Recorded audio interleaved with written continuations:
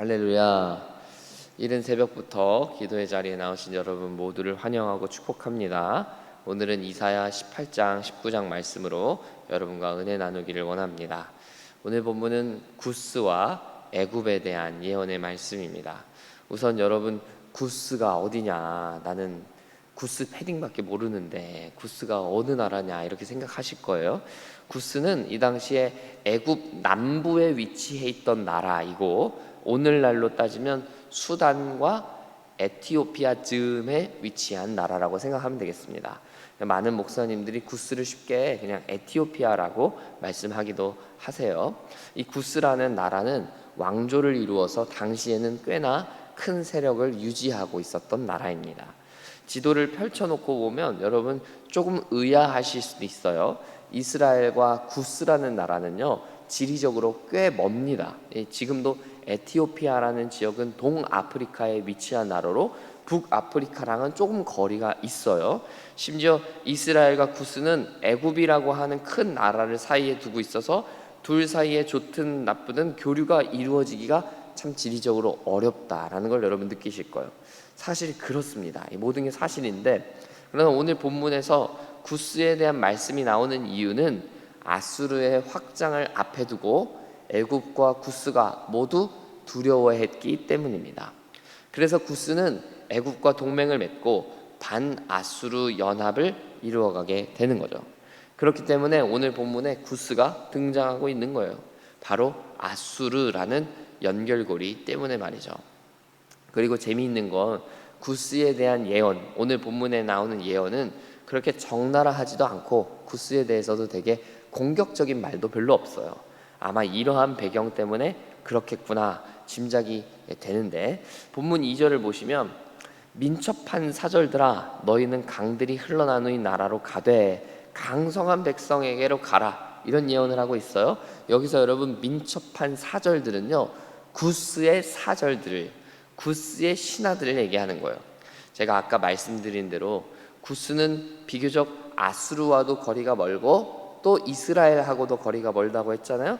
그런데 이들은 미리 앞을 내다보고 아수르를 경계하는 마음이 있었다는 거예요.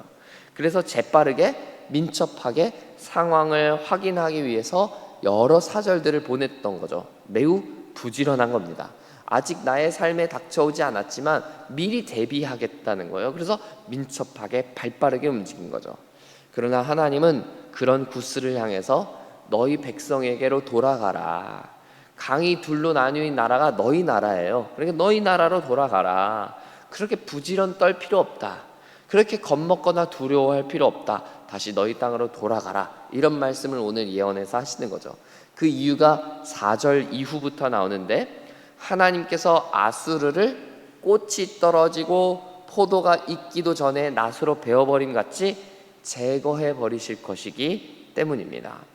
하나님이 어차피 제거하실 거니까 겁먹을 필요도 없고 그렇게 민첩한 사자들이 와서 부지런을 떨 필요도 없다, 이런 이야기를 하시는 거죠. 도리어 너희는 뭐 해라 말씀하시죠?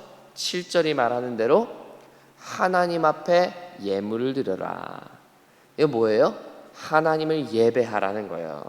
너희는 아수르 두려워할 시간에 하나님께 예배해라. 하나님을 더 두려워해라. 너희가 두려워할 건 아수르가 아니야.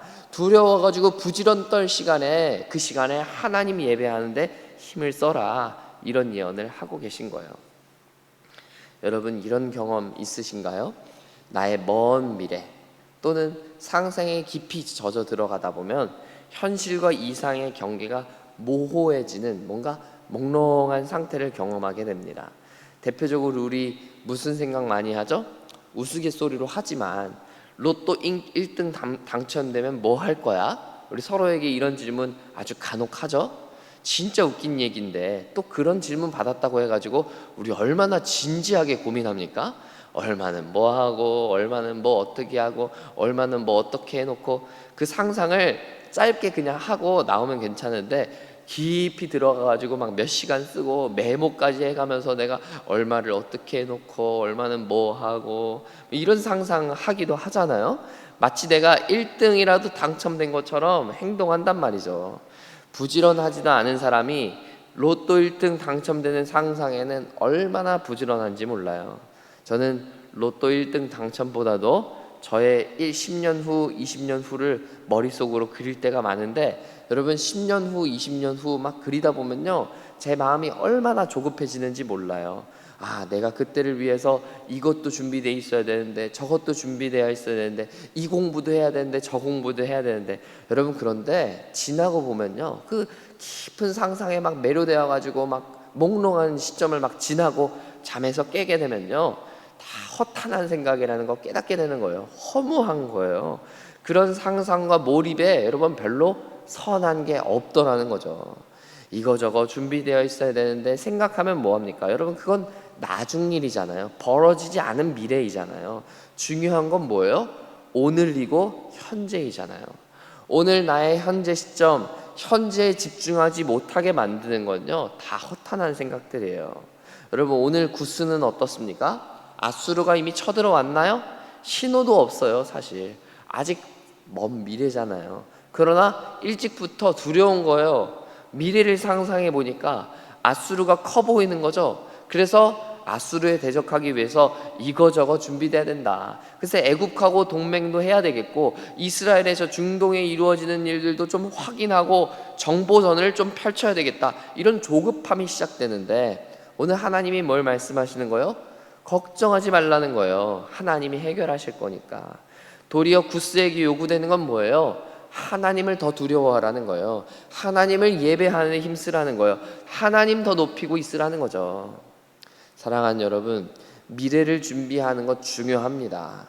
부지런하고 성실한 거 중요하죠. 그러나 그 무엇보다도 현재가 훨씬 중요합니다. 오늘을 살아가는 것, 즉 오늘을 충성되이 살아가는 것이 훨씬 중요한 거예요.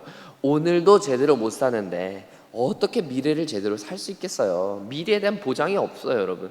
미래에 대해 열심히 계획하는데 오늘을 투자할 게 아니라, 오늘을 써먹을 게 아니라 오늘을 살아가는데 최선을 다해야 될 줄 믿습니다. 그리고 오늘에 그렇게 충성하려면 우리에게 필요한 건 담대함이에요. 미래에 대한 염려가 없이 살 수 있는 것은요, 담대함이 필요해요. 그렇기 때문에 우리는 하나님을 온전히 믿을 수 있어야 되는 거예요. 하나님을 정말로 믿는 사람은 오늘에 충실할 수 있어요. 내 삶이 볼품없어 보이거나 작아 보인다 할지라도 하나님이 맡겨주신 거니까 최선을 다하리라 작정하면요, 하나님이 불확실해 보이는 미래도 열어주시고 더 좋은 길을 허락해 주신다. 이걸 믿는 사람이 바로 크리스찬이고 믿음의 사람이라는 거예요. 그러므로 사랑하는 여러분, 너무 미래에 대한 염려와 고민에 갇히지 마시기 바랍니다. 하나님께 모든 것을 맡기십시오. 그리고 여러분은 현재에 충성하십시오. 현재에 충실하게 믿음의 길을 가십시오. 선하신 하나님께서 우리에게 최고의 것을 주실 줄 믿습니다. 여러분, 제가 다 이 새벽 짧은 시간에 제 이야기를 소개하기는 어렵겠지만, 제가 최근에 마음에 되게 불편하고 또 고민거리가 있었는데, 그게 바로 미래에 대한 염려예요. 미래에 대한 염려. 아, 내가 이후에 어떻게 살아야 되지? 내가 어떤 공부를 해야 되지? 내가 어떤 삶을 살아야 되지? 이런 미래에 대한 걱정, 되게 좋게 포장하면요, 그게 비전이에요. 하나님 주신 비전, 하나님 주신 소명을 어떻게 살아갈 거냐. 근데 제가 최근에 기도 중에 또 여러 또 선배님들과 또 소통하는 가운데 제가 그게 그저 내 염려고 내 욕심이었구나를 발견하게 됐어요. 기도 중에 하나님 깨닫게 하셨어요. 그래서 제가 그렇게 미래에 대한 염려, 내 비전에 대한 고민, 그 고민은 붙들고요, 얼마나 고민하고 근심하고 현재에 집중하지 못하고 얼마나 집중력을 빼앗겼는지 몰라요. 근데 제가 기도 중에 하나님의 음성을 듣고 깨닫고 나니까요, 엄청 클리어해요. 걱정이 안 돼요. 별로 근심도 안 되고요. 하나님 내게 주신 이 목표의 자리, 지금 이 현재의 자리, 내게 주신 지금 이 자리에 충성하자, 최선을 다하자, 그렇게 마음 먹고 나니까요, 미래에 대한 걱정이 물러갈 뿐만 아니라 행복해요. 하루를 시작하는 게 가볍고요, 기도의 자리가 너무 감사하게 느껴지고. 여러분, 그런 거 분명히 여러분 가운데도 경험하신 분들도 있을 거고, 저는 이 경험이 저의 경험을 넘어서 여러분의 경험 되기를 원하는 거예요. 여러분, 미래에 대한 걱정 너무 하지 마세요. 근지 마시고 다 주께 맡기시길 축복합니다. 하나님께 맡기면요, 저도 아직 깊이 경험하지 못했지만 하나님이 반드시 책임지실 거예요. 성경이 그거 증언하고 있잖아요. 우리 그 하나님 믿는 거예요. 우리가 하나님께 다 맡기면, 우리 현재를 하나님께 드리면, 나의 오늘의 삶을 다 드리면 우리의 미래일, 우리의 장래일, 우리의 비전 하나님이 책임져 주실 줄 믿습니다. 여러분, 하나님이 주신 비전은요, 내가 가고 싶은 길을 가고자 하고 하나님께 강요하는 게 아니에요. 하나님께 맡기시는 거예요. 강권적으로 부르시는 일들이 분명히 있을 겁니다. 그 전까지 우린 뭐 하면 되는 거예요? 기도하면 돼요. 기도하고 오늘 나의 삶을 더 정직하게, 더 정결하게, 더 최선을 다해서 더 충성되게 살면 그것으로 충분한 겁니다. 여러분, 제가 지금 드리는 말씀 여러분 잘 기억하시면서 오늘을 충성되게, 오늘을 진실되게, 오늘을 정직하게, 하나님 앞에 투명하게, 순정하게 살아가는 여러분들 다 되시기를 축복합니다. 제가 기도 가운데 경험했던 자유함, 제가 느꼈던 그 풍요함과 자유가 여러분 가운데 충만하게 임하여서 하루를 주어진 받는 이 하루가 얼마나 복된 일인지, 하나님 나에게 주신 이 하루가 얼마나 복된 일인지, 오늘 내게 주어진 이 오늘이 얼마나 감사한 일인지 깨닫고 기쁘고 자유하고 행복하게 오늘도 살아가는 여러분 되시기를 축복합니다. 구스에 이어서 애굽에 대한 예언이 나옵니다. 애굽에 대해서는 구스와 달리 19장 1절부터 경고다 이렇게 말씀하시죠. 하나님 말씀대로 따르지 않으면 애굽에 어떤 일이 벌어질까를 경고하고 계신 거예요.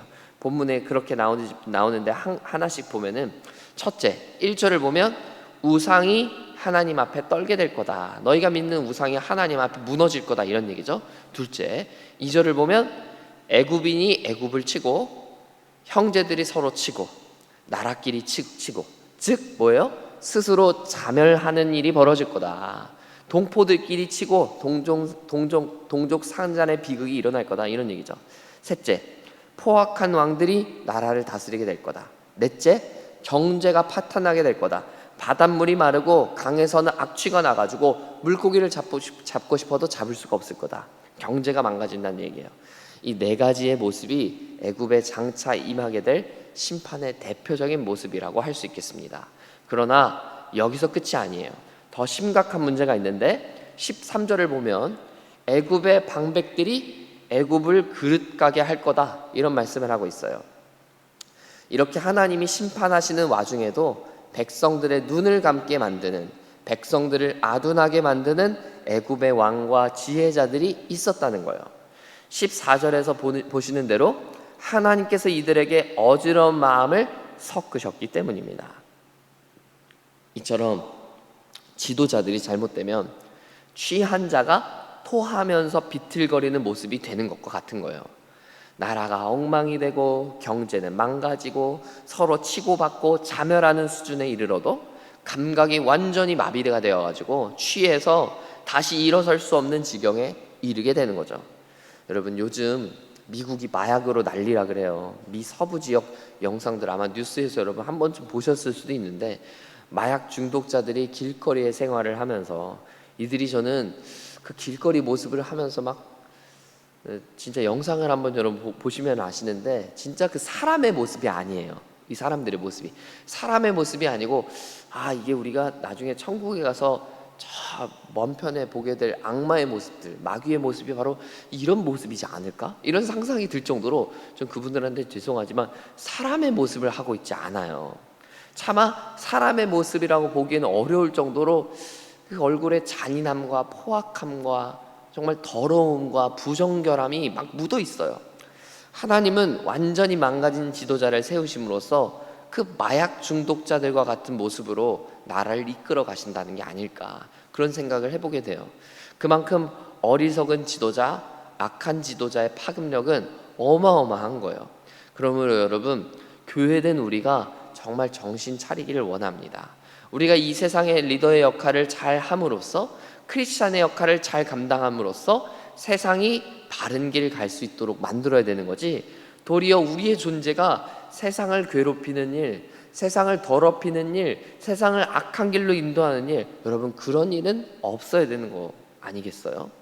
사랑하는 여러분, 교회된 우리가 눈이 멀고 어리석고 세상을 그릇되게 인도한다면 마치 마약에 취한 사람들처럼, 술에 취한 사람들처럼 토하면서 비틀거리고 소리 지르고, 여러분 그런 모습이 된다면 오늘 애굽에게 예언된 재앙들이 바로 우리의 현실이 될 것입니다.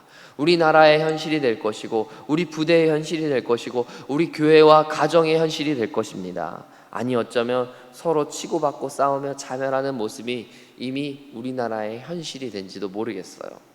여러분, 하루라도 빨리 우리가 깨어서 기도하고 하나님의 뜻을 구하는 리더의 모습을 회복해야 되겠습니다. 하나님께서 그렇게 깨어있는 우리 한 사람 한 사람을 통하여서 일하실 줄 믿습니다.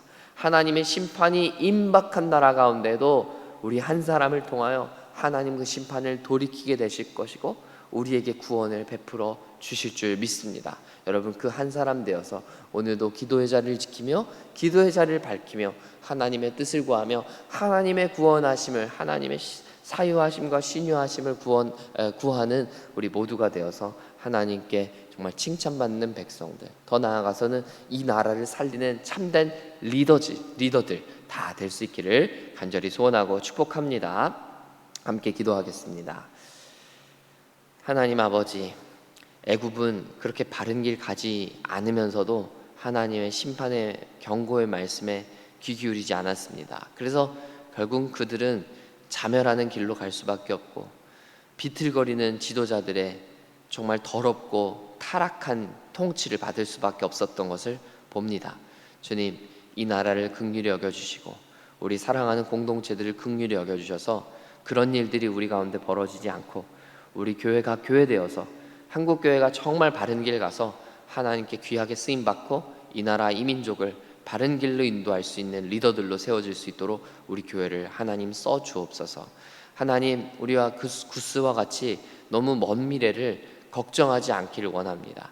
걱정하기보다 하나님 앞에 맡기고 하나님 신뢰하고 기도하기를 힘쓰는 우리 되기를 원합니다. 주님, 미래에 대한 염려와 근심 다 주 앞에 맡기고 그저 우리는 오늘을 충성되게 삶으로 오늘 내게 맡기신 부르심의 자리, 사명의 자리에 충성됨으로 말미암아 그 모든 것들 나머지를 해결하시며 풀어가시며 다 선한 길로 인도해 주시는 하나님만, 그 선하신 주님만 의지하며 나아가는 우리가 될 수 있도록 주여 도와주옵소서. 주께서 그렇게 인도해 주시고 역사하여 주시기를 간절히 소원하며 예수님의 이름으로 간절히 기도합니다. 아멘.